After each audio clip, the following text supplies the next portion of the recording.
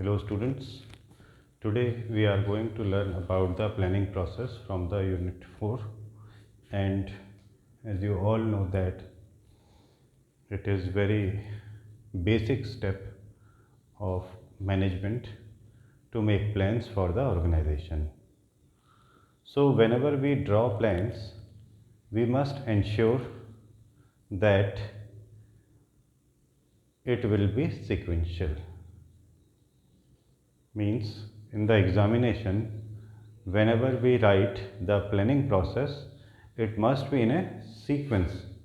Means every step will be succeeded by the next one, and you cannot change the order of the steps. And one more thing is that the question may be asked up to 6 mark, and there are 7 steps, but you will have to write all the steps because it is a process and it will be incomplete if you write only 6 steps. So this you have to keep in mind. Now let's start the planning process. The first step in the planning process is setting objectives.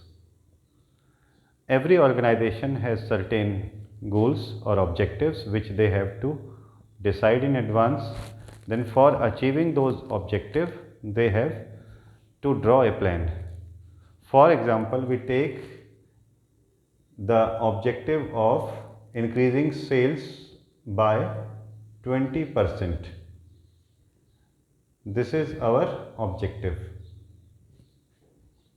Now how this will be achieved will depend on the subsequent steps. So setting objective is the first stage. We have to decide what are our goals, and then only we can move on to the next step, that is developing premises.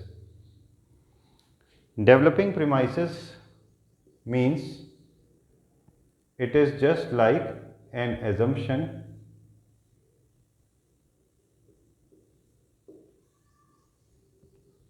Means we have to assume certain things. What are these things? So first of all, you must know the assumptions. As in case of demand of a product and its relation to the price, you have certain assumptions in economics, like the prices will not change in future, the population will not increase, there will not be any extraordinary situation.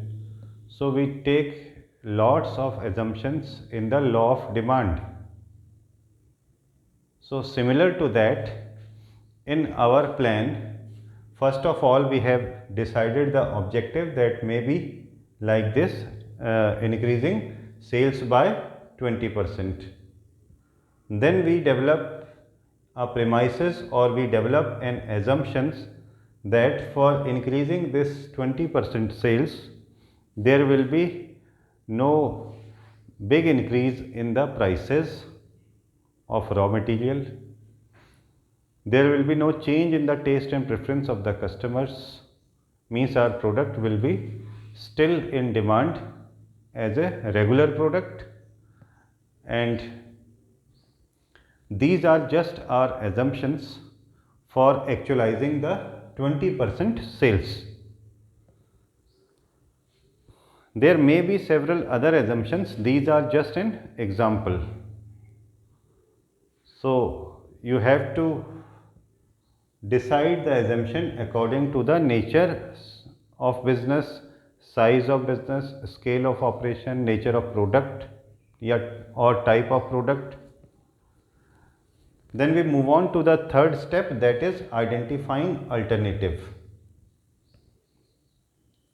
Alternative here means plan A, plan B, plan C or plan D. We may have lots of alternatives. For what? For achieving this target. 20% sales. So we have to identify that in how many ways we can achieve this target. So we can derive several different plans also. These will be called alternatives. In this step, we just have to identify the alternatives. Now in the next step, we have to evaluate the alternatives. Here evaluating means we have to check them, each of them one by one as well as collectively, that what is the cost benefit ratio, means how much we will invest and how much we will get. So the evaluation of alternative is a very detailed study, but in your syllabus it is limited to just telling about the comparisons of various alternatives. So we will compare them regarding their cost or profit basis. Means what is the cost of plan A? Say rupees 10. What is the cost of B? 8. What is the cost of C? It may be 11. Or what is the cost of D? It may be 6. And then we will also check the profit. Suppose we increase the profit by 20%, then we will have to write here rupees 2, 1.6, 2.2, 1.2. So this will be our profit. So now we have to compare which one is best for us. But here we will just evaluate them, then after compare them, and the most profitable is 2.2. So alternative C will be taken up at this stage. Point number 5, selecting an alternative means we will have to select the best option where we will not getting any loss or which is better than other plans. Now we have only one single plan, that is plan C. I have told you earlier that always we have to decide only one single goal. If we have alternative in our life, then it will be very difficult to achieve any one of them. We will not be able to get any one target of our life if we have multiple choices. So we must have to be stick to one single plan. So it may be possible that some student may ask that then why we have these alternatives.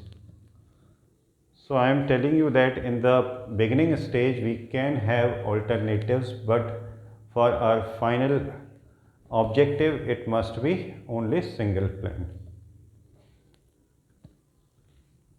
And our main plan is increasing sales by 20%, and for achieving this plan we have the derivative plans, and out of which we have selected the third one, or plan C.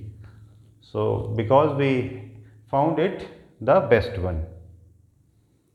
After selecting the plan, we have to implement it in our organization, means we have to write it in detail and summarize and percolate down it to all our employees.